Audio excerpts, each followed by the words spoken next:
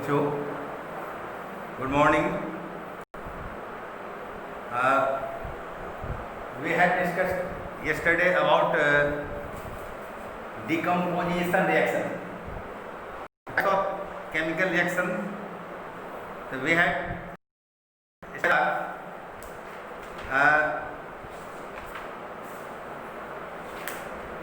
five types of chemical reaction, and they are the combination reaction, decomposition reaction, displacement reaction, double displacement reaction, and oxidation and reduction reaction. In short, we say about this redox reaction. About decomposition reaction we had discussed. Topic name is here decomposition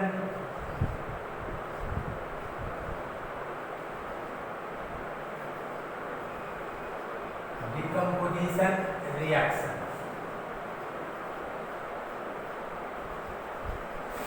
continue,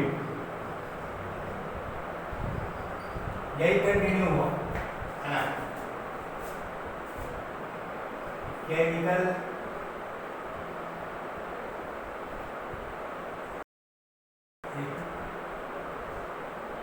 chapters name is chemical 1 chemical reactions and equation.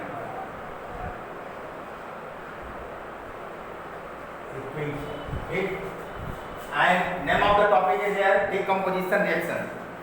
We know very well that there are so many chemical substances which decompose by applying heat, light and electricity.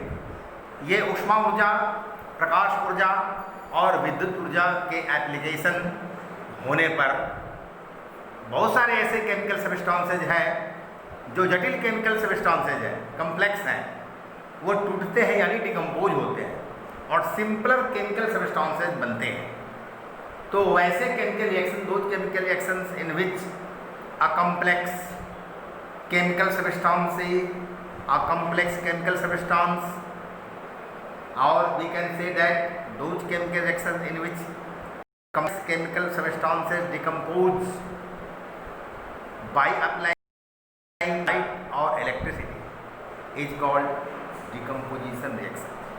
तो यह तो decomposition reaction है, ऐसा होता है।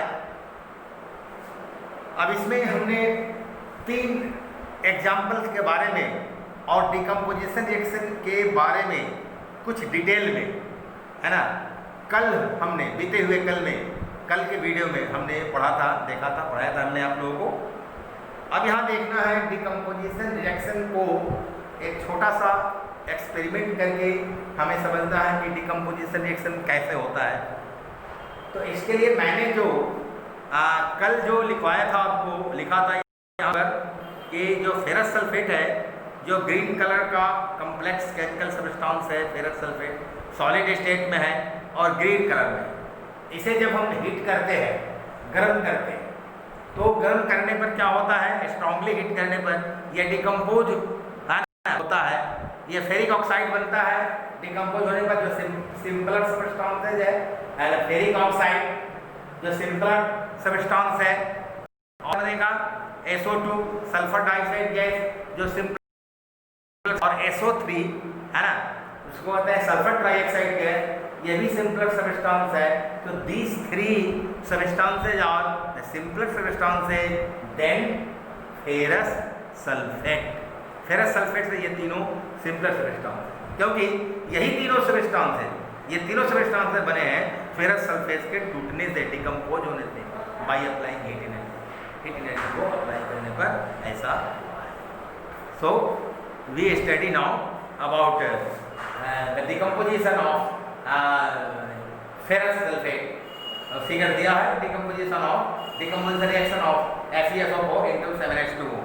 Actually ये जो ferrous sulphate है, कल हमने इक्वेशन लिखवाया था, इक्वेशन को सिंपल रखने के लिए FeSO4 लिख दिया था, बैलेंस करने पर 2FeSO4 इक्वेशन में लिखा गया था। एक्चुअली है क्या वो, तो वह है आपको ferrous sulphate heptahydrated crystal. Ferrous sulphate crystal में होता है, रवा में होता है ना, क्रिस्टलाइन सब्सटेंस है ना, रवा वाले पदार्थ है। ये हेप्टाहाइड्रेटेड क्रिस्टल्स होते हैं, यानी कि इसमें 7 जल के अणु होते हैं। फेरस सल्फेट के एक मॉलिक्यूल में, है ना, वाटर के 7 मॉलिक्यूल होते हैं, जिसे वाटर ऑफ क्रिस्टलाइजेशन कहते हैं। क्या कहते हैं? Water of crystallisation. तो वाटर ऑफ क्रिस्टलाइजेशन जो है यही है, this is known as water of crystallisation. किसे कहेंगे? वाटर ऑफ क्रिस्टलाइजेशन, इसे ही वाटर ऑफ क्रिस्टलाइजेशन हम कहते हैं। ये रवाकरण का जल कहेंगे, हिंदी में कहेंगे यह रवाकरण का जल है ना, जो गर्म करने पर उड़ जाता है और तब हमको, है ना, ये फेरस सल्फेट टूटे हुए अवस्था में, डिकम्पोज अवस्था में 3 सिंपलर सब्सटेंसेस मिलते हैं, है ना, ferric oxide, sulphur dioxide and sulphur trioxide. ठीक है, कल हमने लिखा था इक्वेशन, आज यहाँ नहीं लिखे हैं, है ना, लेकिन इसका जो है वो एक्सपेरिमेंटल नॉलेज लेना है, हासिल करना है। द फेरस सल्फेट क्रिस्टल, जो फेरस सल्फेट क्रिस्टल है ना, जो अवेलेबल होता है साइंस लेबोरेटरी में, वो एक्चुअली फेरस सल्फेट हेप्टाहाइड्रेटेड, है ना, उसका वास्तविक नेम क्या होगा? फेरस सल्फेट हेप्टाहाइड्रेटेड, है ना, क्रिस्टल कहेंगे उसको, वह है। इसका मॉलिक्यूलर फार्मूला होगा FeSO4 × 7H2O, ये होता है। इसमें 7 molecules of water of crystallisation होते हैं, एंड दिस क्रिस्टल, ये जो क्रिस्टल हैं वो ग्रीन कलर के होते हैं। और जब ये फेरस जो मॉलिक्यूल्स हैं और जो ग्रीन कलर का होता है ना, तो फेरस मॉलिक्यूल, ये फेरस सल्फेट, जब green colour ferrous sulphate heptahydrated crystal, जिसको बोलेंगे FeSO4 × 7H2O, और heated strongly, then the first lose 7 molecules of water of crystallization. ये 7 जो वाटर ऑफ क्रिस्टलाइजेशन का जो मॉलिक्यूल है, 7 molecules of water of crystallisation, ये लूज करेगा फेरस सल्फेट हेप्टाहाइड्रेटेड क्रिस्टल। जब लूज कर देगा तो उसके बाद क्या बनेगा? फॉर्म करेगा अनहाइड्रस फेरस सल्फेट, है ना, अनहाइड्रस फेरस सल्फेट बनेगा। तो by losing 7 water of crystallisation, 7 molecule of water of crystallisation by 1 molecule of ferrous sulphate, है ना, हेप्टाहाइड्रेटेड क्रिस्टल, है ना, they form anhydrous ferrous sulphate. और जब अनहाइड्रस फेरस सल्फेट बनेगा तो डिकम्पोज होगा और तब देगा ferric oxide, sulphur dioxide and sulphur trioxide मिलता है। And then this anhydrous ferrous sulphate decomposes to ferric oxide, sulphur dioxide, sulphur trioxide, है ना।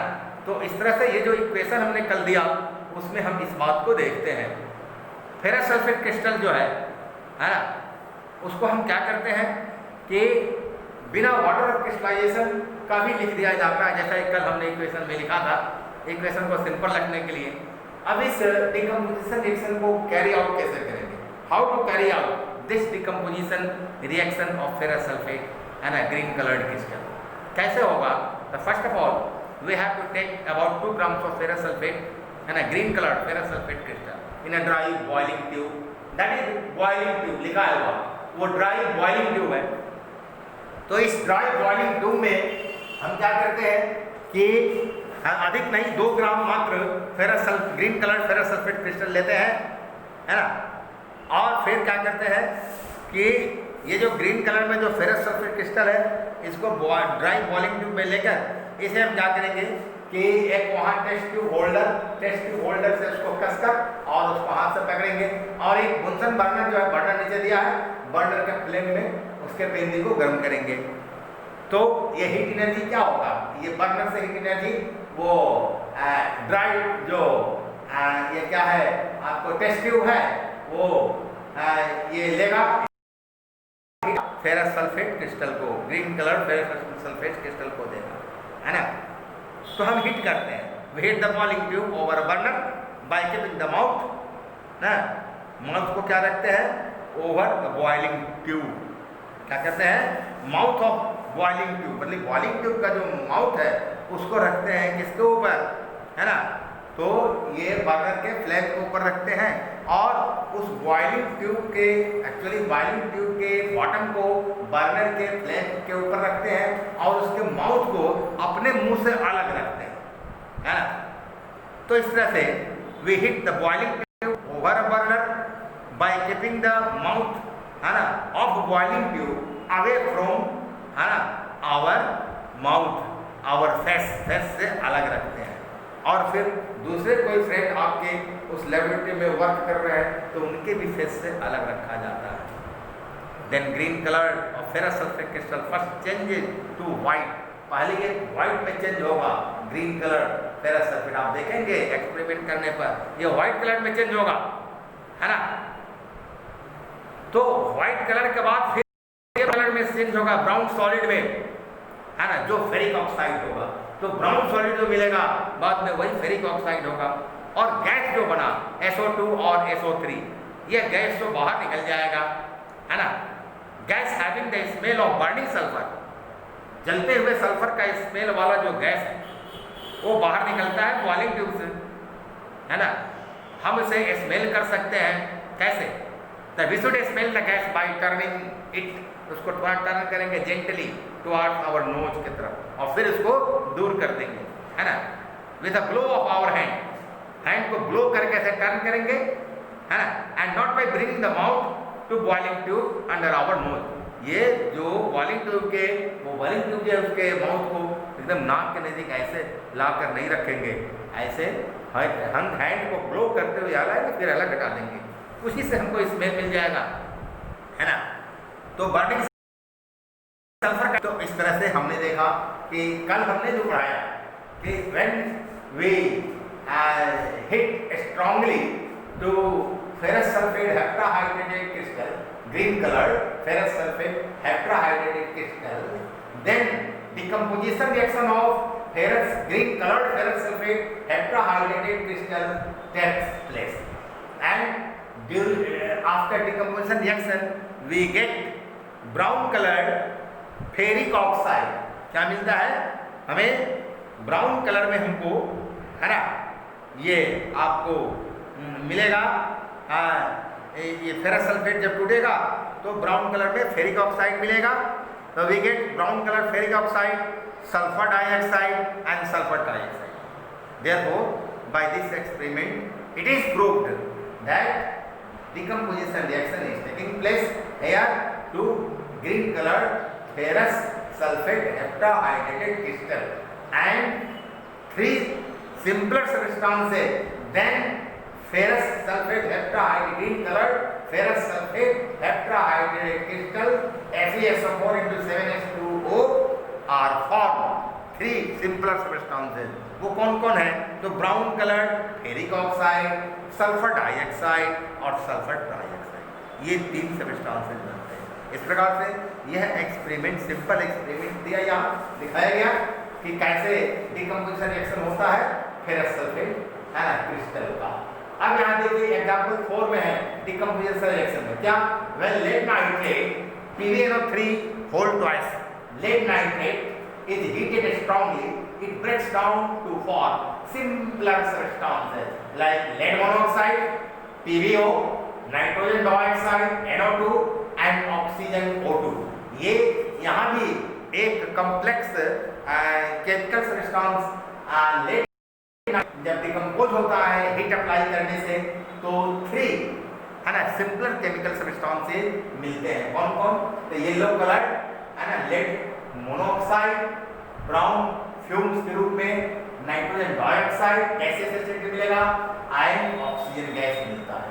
तो इस तरह से हमें देखते हैं ये जब टूटेगा डिकम्पोज होगा तो ये येलो कलर में लेड मोनोऑक्साइड सॉलिड स्टेट में मिलेगा एंड NO2, है ना, ये गैस है, ब्राउन फ्यूम्स के रूप में मिलेगा और O2 गैसेस स्टेट में मिलेगा। इस प्रकार से मिलता है। यहाँ बैलेंस करने के लिए PbO का पहले 2 कोएफिशिएंट दिया है, NO2 का पहले 4 कोएफिशिएंट लगाया है और PbNO3 होल ट्वाइस का पहले 2 कोएफिशिएंट लगाया गया है।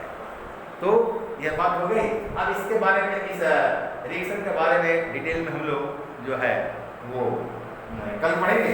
वैसे हमको अभी इस रिएक्शन को देखना है और इसको समझना हमको कि ये जो रिएक्शन है वो लेड नाइट्रेट वाला,